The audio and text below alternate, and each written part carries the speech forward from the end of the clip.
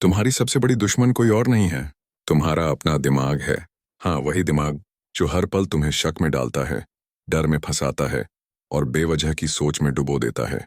तुम्हें लगता है कि हालात तुम्हें तोड़ रहे हैं, लेकिन सच्चाई ये है कि तुम्हारे ही विचार तुम्हें अंदर से खा रहे हैं। सुबह से रात तक तुम ओवरथिंकिंग के कैदी बने रहते हो।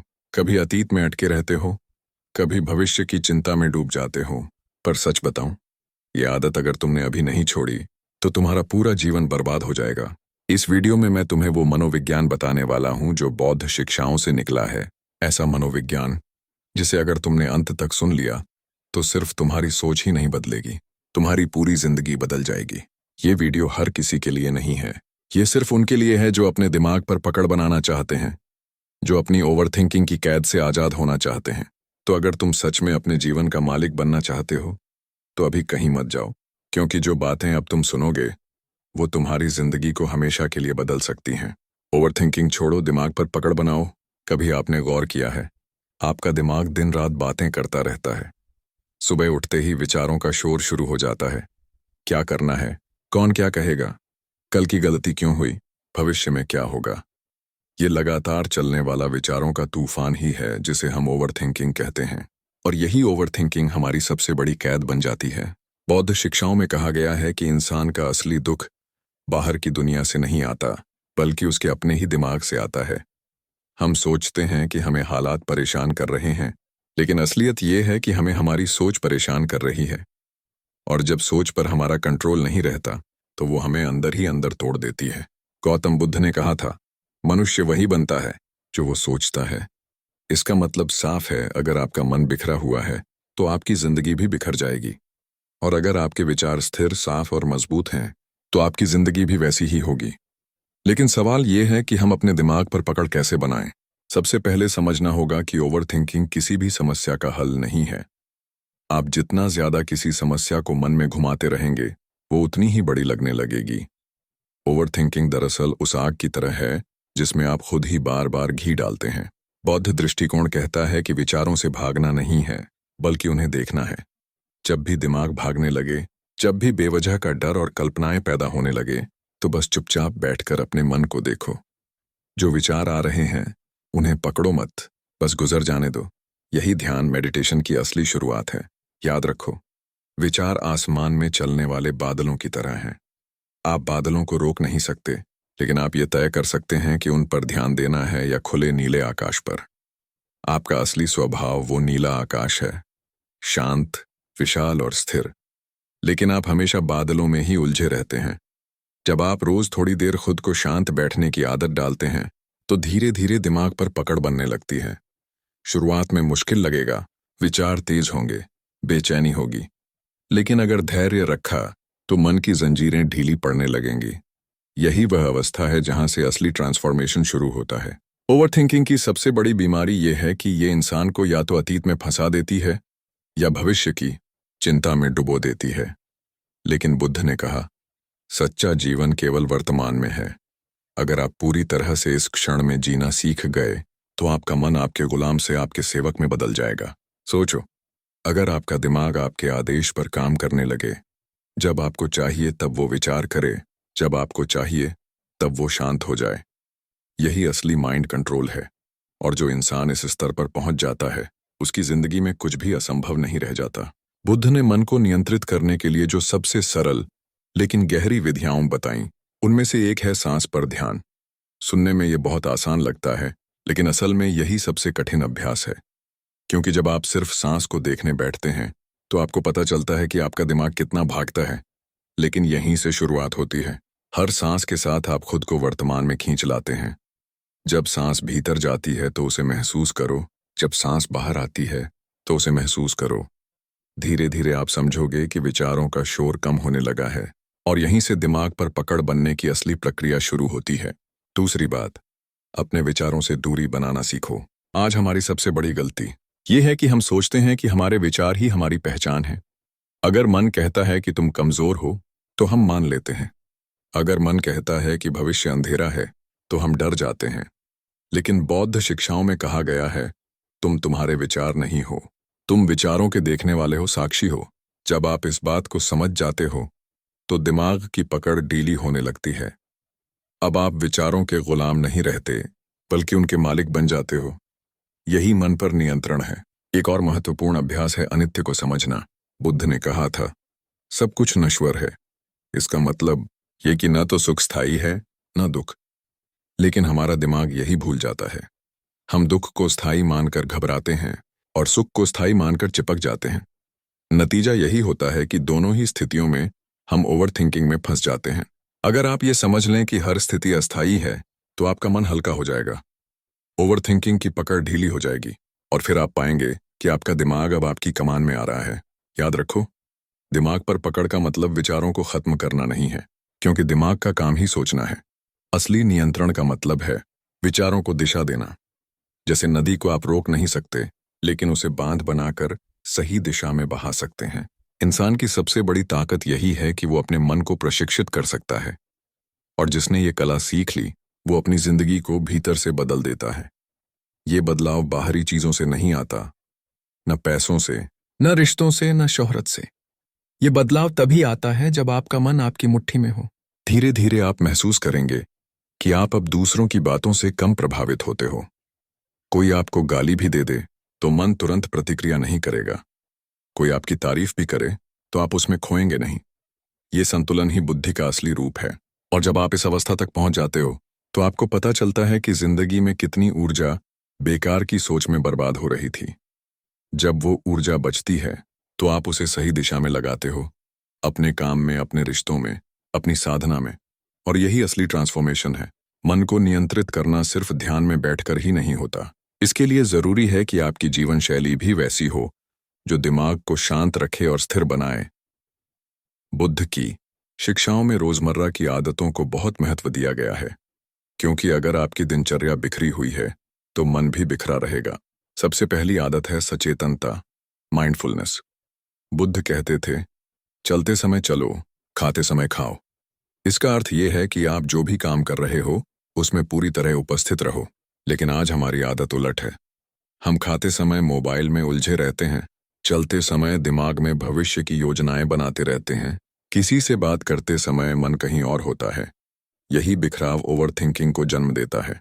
अगर आप हर छोटे काम में पूरी तरह जागरूक रहना शुरू कर दो, तो धीरे धीरे आपका मन वर्तमान को पकड़ना सीख जाएगा। दूसरी आदत है सही संगति। आपका मन वैसा ही बनता है जैसा माहौल होता है। अगर आप ऐसे लोगों के बीच रहते हो जो हमेशा शिकायत करते हैं, डरते हैं या गुस्से में रहते हैं, तो वही ऊर्जा आपके मन में भी उतर जाएगी। बुद्ध ने कहा था, सही मित्रता ही आधा धर्म है। इसका मतलब है कि अगर आप अपने चारों ओर सकारात्मक, शांत और विवेकशील लोगों का वातावरण बना लो, तो आपका मन अपने आप नियंत्रित और स्थिर होने लगेगा। तीसरी आदत है आहार पर संयम। ये सुनने में छोटी बात लगती है, लेकिन बौद्ध जीवन शैली में इसका बड़ा महत्व है। अगर आप लगातार भारी, तैलीय या उत्तेजित करने वाला भोजन खाते हो, तो मन भी अस्थिर रहेगा। लेकिन जब आपका आहार संतुलित और हल्का होगा, तो मन स्वाभाविक रूप से शांत रहेगा। याद रखो, शरीर और मन गहराई से जुड़े हैं। चौथी आदत है मौन का अभ्यास। आज की दुनिया में हम लगातार बोलते रहते हैं, फोन पर, सोशल मीडिया पर, यहाँ तक कि खुद से भी। लेकिन जितना ज्यादा आप बाहर बोलते हो, उतना ही दिमाग अंदर शोर करता है। अगर आप हर दिन कुछ समय चुप रहने का अभ्यास करो, तो मन के विचारों की रफ्तार धीरे धीरे कम होने लगती है। मौन का मतलब सिर्फ बोलना बंद करना नहीं है, बल्कि भीतर भी शांत रहना है। पांचवी आदत है करुणा और दया का भाव। बुद्ध ने हमेशा सिखाया कि अगर आप दूसरों के लिए करुणा पैदा करते हो, तो मन के भीतर की कठोरता पिघल जाती है। गुस्सा, ईर्ष्या और नफरत जैसी भावनाएं ओवरथिंकिंग का ईंधन है। लेकिन जब दिल में दया और करुणा होती है, तो मन हल्का हो जाता है। ये करुणा सिर्फ दूसरों के लिए नहीं, बल्कि खुद के लिए भी होनी चाहिए। अपने आप को दोषी ठहराना छोड़ो। धीरे धीरे जब ये आदतें जीवन का हिस्सा बनती हैं, तो आपको महसूस होगा कि आपका मन अब आपके आदेश पर चलता है। अब वो आपको रात भर जगाकर नहीं रखता। अब वो आपको बेवजह चिंता में नहीं घसीटता। अब वो आपका साथी बन जाता है। और जब मन साथी बन जाता है, तो पूरी जिंदगी बदल जाती है। आप महसूस करते हो कि आपके भीतर एक ऐसी शक्ति है जो हर परिस्थिति में आपको स्थिर रख सकती है। यही वो बिंदु है जहां से असली ट्रांसफॉर्मेशन शुरू होता है। सबसे पहली तकनीक है रुकना और देखना। जब भी आपका दिमाग लगातार भागने लगे, किसी घटना को बार बार याद दिलाने लगे, किसी चिंता को घुमाता रहे, तो तुरंत रुक जाओ। एक गहरी सांस लो और खुद से पूछो, क्या ये विचार अभी मेरी मदद कर रहा है? अधिकतर जवाब होगा नहीं। याद रखो, हर विचार पर विश्वास करना जरूरी नहीं है। सिर्फ देखने की आदत डालो। विचार को आते देखो, चाहते देखो, जैसे आसमान में बादल गुजरते हैं। जब आप विचार को सिर्फ देखने लगते हो तो वो अपनी ताकत खो देता है। दूसरी तकनीक है सांस गिनना। जब भी मन बेकाबू होने लगे, आंखें बंद करो और अपनी सांसों को गिनना शुरू करो। 1, 2, 3, 10 तक पहुंचो और फिर दोबारा शुरू करो। इस साधारण अभ्यास से मन की गति धीमी हो जाती है। बुद्ध ने कहा था, सांस ही जीवन का पुल है। जब भी मन अतीत या भविष्य में भटकता है, सांस उसे वर्तमान में वापस ले आती है। तीसरी तकनीक है शरीर पर ध्यान। ओवरथिंकिंग का असर सिर्फ मन पर नहीं, शरीर पर भी होता है। आप नोटिस करोगे कि जब विचारों की रफ्तार तेज होती है तो कंधों में तनाव होता है, सीना भारी लगता है, सांस उथली हो जाती है। इसलिए जब भी ओवरथिंकिंग पकड़ने लगे, अपने शरीर को स्कैन करो। कंधों को ढीला छोड़ो, जबड़े को आराम दो, गहरी सांस लो। शरीर को ढीला करते ही मन भी शांत होने लगता है। चौथी तकनीक है वर्तमान में लौटना किसी क्रिया से। ओवरथिंकिंग अक्सर तब होती है जब आप खाली बैठे हों, इसलिए उस क्षण खुद को किसी छोटी क्रिया में लगाओ। पानी पीना, चलना, लिखना या बस अपने आसपास के माहौल को देखना। बौद्ध ध्यान में इसे वॉकिंग मेडिटेशन कहा गया है। मतलब चलते हुए भी हर कदम को महसूस करना, धीरे धीरे चलना और सोचना, मैं चल रहा हूं, मैं चल रहा हूं। ये अभ्यास इतना सरल है लेकिन ओवरथिंकिंग को तुरंत रोक देता है। पांचवी तकनीक है मंत्र या शब्द पर ध्यान। बुद्ध ने कहा था कि मन को स्थिर करने के लिए एक शब्द या ध्वनि का सहारा लो। आप शांति, शांति का जाप कर सकते हो या कोई ऐसा शब्द दोहरा सकते हो जो आपको भीतर से स्थिर करे। जब भी मन भागे, उस शब्द पर ध्यान केंद्रित करो। और सबसे गहरी तकनीक है अनित्य की याद। जब भी मन किसी चीज को पकड़कर बैठ जाए, किसी गलती, किसी रिश्ते, किसी डर को, तो खुद से कहो, ये भी बीत जाएगा। यही अनित्य है। जब आप ये समझ लेते हो कि हर विचार, हर परिस्थिति अस्थायी है, तो ओवरथिंकिंग अपने आप ढहने लगती है। अब सोचो, अगर आप इन तकनीकों को धीरे धीरे रोजमर्रा की जिंदगी में उतार लो तो कैसा बदलाव होगा। वो रातें जहां आप करवटें बदलते रहते थे, अब गहरी नींद में बदल जाएंगी। वो पल जहां आप चिंता में टूट जाते थे, अब स्थिरता में बदल जाएंगे। और धीरे धीरे आप महसूस करोगे कि अब दिमाग आपकी लगाम में है, आप उसके। जब जिंदगी बिखरी हुई लगती है, जब लगता है कि सब कुछ हाथ से निकल गया है, यहीं से असली परिवर्तन की शुरुआत होती है। बुद्ध ने कहा था, दुख ही मार्ग है। इसका मतलब है कि दुख से भागने की बजाय उसे समझने की कोशिश करो। जो पीड़ा आपको तोड़ रही है, वही आपको नया बनाने का जरिया भी है। दीर्घकालिक परिवर्तन के लिए बौद्ध मार्ग 4 स्तंभों पर खड़ा है। सम्यक दृष्टि, सम्यक संकल्प, सम्यक कर्म और सम्यक ध्यान। सम्यक दृष्टि का अर्थ है सही दृष्टिकोण। जब जीवन बिखरा हुआ हो तो सबसे पहले यह समझना जरूरी है कि कुछ भी स्थायी नहीं है। न आपका दुख स्थायी है, न आपकी असफलता, न ही आपके हालात। जब आप ये स्वीकार कर लेते हो कि हर चीज बदल रही है, तो दुख भारी बोझ नहीं लगता। ये समझ जीवन की नींव को स्थिर करती है। सम्यक संकल्प का अर्थ है अपने विचारों को शुद्ध करना। जब मन बिखरा हुआ होता है तो उसमें नफरत, डर और नकारात्मकता भर जाती है। लेकिन बुद्ध कहते हैं कि अगर आप भीतर करुणा, शांति और सकारात्मक संकल्प रखते हो, तो धीरे धीरे आपकी वास्तविकता भी वैसी ही बन जाती है। आप जिस दिशा में मन को लगाते हो, जीवन उसी दिशा में बढ़ता है। सम्यक कर्म का अर्थ है सही कर्म। अगर आप रोज वही गलतियां दोहराते रहोगे तो जीवन कभी नहीं बदल सकता। लेकिन जब आप सचेत होकर अपने कर्म चुनते हो, झूठ की जगह सत्य, क्रोध की जगह संयम, लालच की जगह संतोष, तो धीरे धीरे आपके कर्म आपकी किस्मत को बदलने लगते हैं। याद रखो, आपका हर छोटा कर्म आपके भविष्य की जमीन तैयार कर रहा है। सम्यक ध्यान का अर्थ है अपने मन को निरंतर साधना में लगाना। सिर्फ एक बार ध्यान करने से जीवन नहीं बदलता, इसे आदत बनाना पड़ता है। जैसे रोज शरीर को भोजन चाहिए, वैसे ही रोज आत्मा को मौन और ध्यान चाहिए। जब आप लगातार ध्यान करते हो तो आपका मन धीरे धीरे स्थिर महासागर जैसा हो जाता है, और वही स्थिरता पूरे जीवन को बदल देती है। बौद्ध दृष्टिकोण कहता है कि जीवन परिवर्तन बाहर से नहीं आता।